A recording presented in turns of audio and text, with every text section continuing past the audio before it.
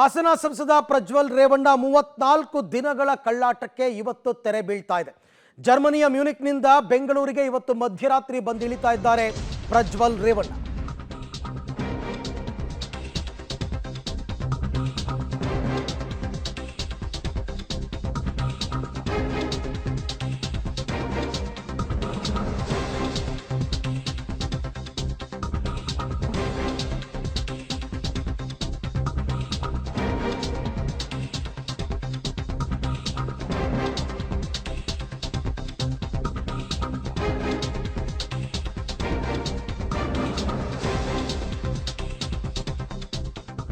ಪ್ರಜ್ವಲ್ ರೇವಣ್ಣಗೆ ಸಂಕಷ್ಟಗಳ ಮೇಲೆ ಸಂಕಷ್ಟ. ಪ್ರಜ್ವಲ್ ವಿರುದ್ಧ ಮತ್ತೊಂದು ಗಂಭೀರವಾದ ಸೆಕ್ಷನ್ ಸೇರ್ಪಡೆಯಾಗಿದೆ.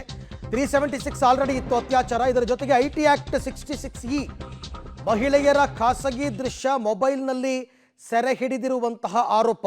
ಇದು ಐಟಿ ಆಕ್ಟ್ 66E ಸೆಕ್ಷನ್ ಅಡಿ ಬರುತ್ತದೆ. ಅದನ್ನು ಈಗಾಗಲೇ ಸೇರಿಸಿದ್ದಾರೆ. ಸೊ ಇದು ಪ್ರಜ್ವಲ್ ರೇವಣ್ಣಗೆ ಜಾಮೀನು ಕೊಡುವಂತಹ ಸಂದರ್ಭದಲ್ಲಿ ಮತ್ತಷ್ಟು ತೊಡಕಾಗುವಂತಹ ಸಾಧ್ಯತೆಗಳಿದೆ. ಒಂದು ರೀತಿಯಲ್ಲಿ ಪ್ರಜ್ವಲ್ ರೇವಣ್ಣ ಬರ್ತಾ ಇದ್ದ ಹಾಗೆಯೇ ಎಲ್ಲ ರೀತಿಯಲ್ಲೂ ಕೂಡ ಆತನನ್ನು ಲಾಕ್ ಮಾಡೋದಕ್ಕೆ, ಅಂದರೆ ಜಾಮೀನು ಸಿಗದ ರೀತಿಯಲ್ಲಿ ಲಾಕ್ ಮಾಡೋದಕ್ಕೆ ಎಲ್ಲ ರೀತಿ ಪ್ರಯತ್ನಗಳಾಗಿದೆ. ಸಂಕಷ್ಟಗಳ ಮೇಲೆ ಸಂಕಷ್ಟ. ಈಗಾಗಲೇ ಆತ ಬರ್ತಾ ಇರೋದು, ಅರೆಸ್ಟ್ ಮಾಡೋದಕ್ಕೆ ಎಲ್ಲ ತಯಾರಿಗಳಾಗಿದೆ. ಅದರ ಜೊತೆ ಐಟಿ ಆಕ್ಟ್ 66E ಕೂಡ ಈಗ ಸೇರ್ಪಡೆಗೊಂಡಿದೆ.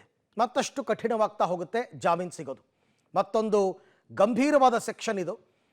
ಸೊ ಹಾಗಾಗಿ ಮಹಿಳೆಯರ ಖಾಸಗಿ ವಿಚಾರ ಅಂತಂದರೆ ಅದನ್ನು ಮೊಬೈಲ್ನಲ್ಲಿ ಸೆರೆ ಹಿಡಿದಿರ್ತಕ್ಕಂಥದ್ದು ಕೂಡ ಗಂಭೀರವಾದ ಆರೋಪನೇ. 376 ಅತ್ಯಾಚಾರ ಈಗಾಗಲೇ ಆ್ಯಕ್ಟಲ್ಲಿ ಹಾಕಿದ್ರು. ಅಂದರೆ 376 ಇತ್ತು, FIRನಲ್ಲಿ ಈಗಾಗಲೇ ಮೆನ್ಷನ್ ಮಾಡಿದರು. ಈಗ ಅದರ ಜೊತೆಗೆ ಐಟಿ ಆಕ್ಟ್ 66E 66E ಇದನ್ನು ಕೂಡ ಈಗ ಸೇರ್ಪಡೆ ಮಾಡಿದ್ದಾರೆ. ಸೊ ಹಾಗಾಗಿ ಪ್ರಕರಣದ ಆಳವಾದ ಅಧ್ಯಯನ ಆದಾಗ ಎಲ್ಲೆಲ್ಲಿ ತಪ್ಪುಗಳಾಗಿದೆ, ಯಾವ ಯಾವ ರೀತಿಯಲ್ಲಿ ಈತ ತಪ್ಪನ್ನು ಎಸಗಿದ್ದಾರೆ ಅಂತಕ್ಕಂಥದ್ದನ್ನು ನೋಡ್ತಾ ಹೋದಾಗ ಮಹಿಳೆಯರ ಖಾಸಗಿ ದೃಶ್ಯವನ್ನು ಸೆರೆ ಹಿಡಿದಿರೋದು ಮೊಬೈಲ್ನಲ್ಲಿ, ಜೊತೆಗೆ ಅದನ್ನು ಬಹಿರಂಗಪಡಿಸಿರ್ತಕ್ಕಂಥದ್ದು. ಮಹಿಳೆಯರ ಖಾಸಗಿ ದೃಶ್ಯ ಮೊಬೈಲ್ನಲ್ಲಿ ಸೆರೆ ಹಿಡಿದಿರುವಂಥದ್ದು, ಅದಷ್ಟೇ ಅಲ್ಲ, ಸೆರೆ ಹಿಡಿದಿರೋದನ್ನು ಬಹಿರಂಗಪಡಿಸಿರ್ತಕ್ಕಂಥದ್ದು, ಅದು ಐಟಿ ಆಕ್ಟ್ 66E ಅಡಿಯಲ್ಲಿ ಬರುತ್ತೆ. ಬೇಲ್ ಕೊಡುವಂತಹ ಸಂದರ್ಭದಲ್ಲಿ ಯಾವ ಯಾವ ಸೆಕ್ಷನ್ಗಳು ಸೇರ್ಪಡೆಯಾಗಿದೆ ಅಂತಕ್ಕಂಥದ್ದು ಕೂಡ ಬಹಳ ಮುಖ್ಯ ಆಗುತ್ತೆ. 376ನಲ್ಲೇ ಆ್ಯಕ್ಚುಲಿ ನಾನ್ ಬೇಲಬಲ್ ಅದು ಆ್ಯಕ್ಚುಲಿ.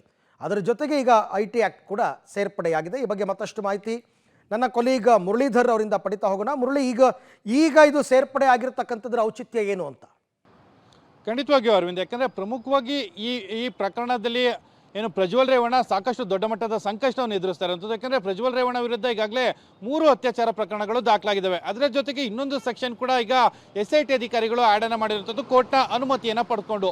ಅಂದರೆ 66E ಅಂದರೆ ಐಟಿ ಆಕ್ಟ್ 66E ಏನಿದೆ ಅದರ ಪ್ರಕಾರ ಮಹಿಳೆಯ ಒಂದು ಖಾಸಗಿ ಅಂಗಾಂಗಗಳನ್ನು ತನ್ನ ಮೊಬೈಲ್ನಲ್ಲಿ ವಿಡಿಯೋ ಚಿತ್ರೀಕರಣ ಮಾಡುವಂಥದ್ದು ಮತ್ತು ಜೊತೆಗೆ ಅದನ್ನು ಬಹಿರಂಗಪಡಿಸುವಂಥದ್ದು. ಯಾಕೆಂದರೆ ಈ ರೀತಿಯಲ್ಲಿ ಆದರೂ ಕೂಡ ಈಗಾಗಲೇ 376 ಏನಿದೆ, 376 ಕೂಡ ಕಾನೂನು ರಹಿತ ಪ್ರಕರಣ, ಅಂದರೆ ಜಾಮೀನು ರಹಿತ ಪ್ರಕರಣ.